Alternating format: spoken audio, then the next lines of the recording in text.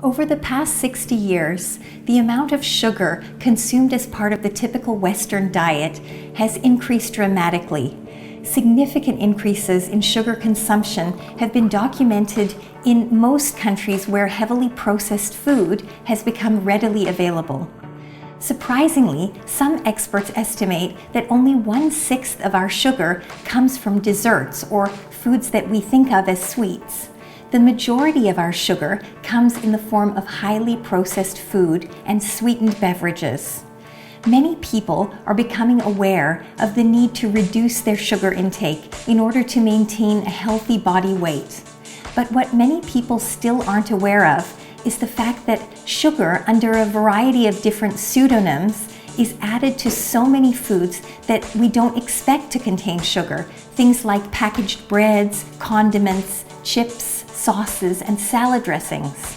In 2015, the World Health Organization released new guidelines strongly recommending that all adults and children reduce their sugar intake to less than 10% of total calories consumed.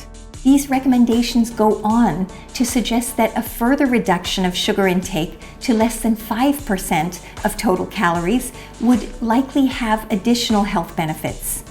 These recommendations focus on free sugars, those that are added to foods by the manufacturer, the cook, or the consumer, as well as sugars that are naturally present in honey, syrups, and fruit juices. But they don't apply to intrinsic sugars found in whole fruits and vegetables because the World Health Organization found no reported evidence linking the consumption of intrinsic sugars to adverse health effects. The sugar that naturally occurs in milk is also excluded from that 5%. For the average adult consuming a 2,000 calorie per day diet, reducing their sugar intake to 5% would mean that ideally no more than 100 calories per day should come from free sugars. Since free sugars offer 4 calories of energy per gram, this would translate into approximately 25 grams of free sugar, about 6 teaspoons. 6 teaspoons seems like a generous allocation when you picture spooning it out of a sugar bowl. But when you begin to look at the nutrition labels of most packaged foods, the numbers begin to add up incredibly quickly. For example, a 1/2 cup serving of organic granola can contain 16 grams or 4 teaspoons of sugar. If 1/2 of a cup of regular sweetened yogurt is added to that cereal for breakfast, this can add another 4 teaspoons of sugar, and you've already exceeded your recommended sugar intake by 2 full teaspoons before leaving the house.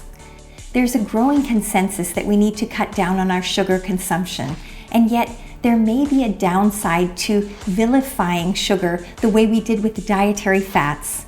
If we only emphasize the need to cut down on our sugar intake without simultaneously emphasizing moderation and balance in our diet as a whole, we risk a situation where fats and animal proteins are seen by the general public as free food, and the processed food industry again steps in and supersizes. It's been interesting to read the research and see the shift in attention from treating fat as the evil nutrient to treating sugar as the evil nutrient.